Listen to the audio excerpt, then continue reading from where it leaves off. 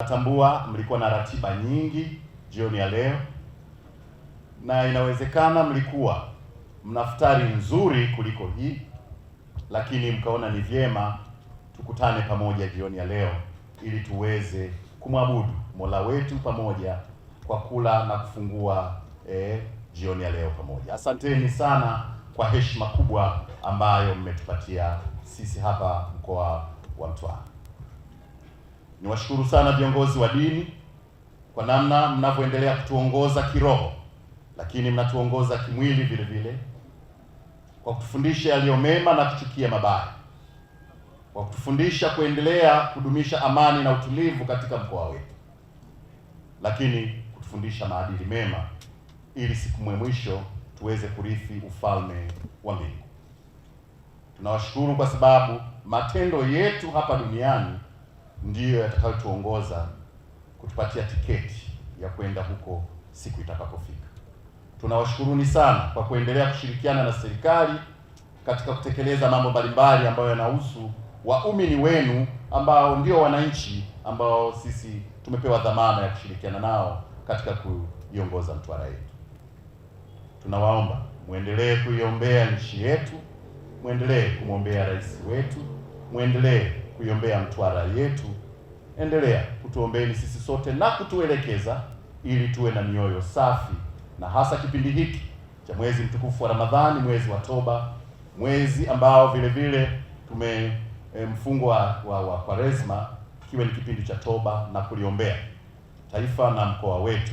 Tuelekee huko tunapoelekea kwenye uchaguzi mkuu, ukawe uchaguzi wa amani, tukachague viongozi walio sahihi, tukachague viongozi wenye kumcha Mungu na kumwogopa Mungu, tukafanye ibada nzuri ya kuwachukia wale ambao wanataka kutuletea yaliyo maovu, lakini tuwafundishe watoke huko na waje katika kutetea taifa letu na kutenda mema.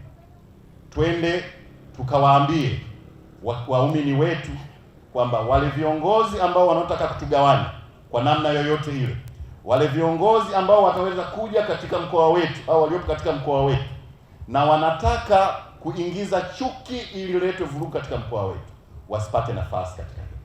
Tuwaambie waumini wetu waende wakachague viongozi ambao wanawaletea maendeleo kama haya yanayoonekana sasa.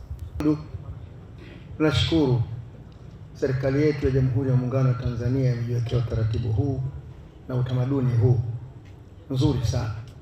Nafika wakati katika mnasaba kama huu serikali kupitia viongozi wa mikoa, wilaya hufanya futari kufuturu na Waislamu, na bahati nzuri mwaka huu tumekutana katika saumu na ndugu zetu wa Kristo, tunafunga nao katika mfungo huu. Wako kwenye Krisma na sio kwenye Ramadhani. Kwaresma, nasema Kwaresma. Na sisi tuko katika saumu ya Ramadhani. Mwenyezi Mungu atukubalie.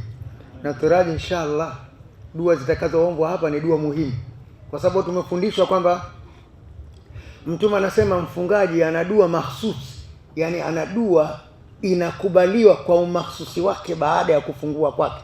Baada ya kufungua ima inaweza kuwa ya kila siku, baada ya kufungua ima inaweza kuwa baada ya kumaliza mwezi wa Ramadhani. Kuna msimu wa dua. Mwezi wa Ramadhani Allah subhanahu wa ta'ala katuletea na katuwekea, ni mwezi ambao tunajifunza mambo mengi.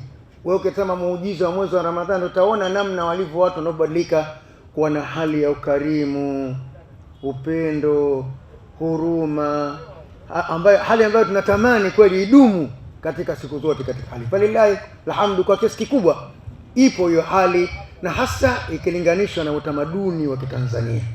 Mwenyezi Mungu awabariki.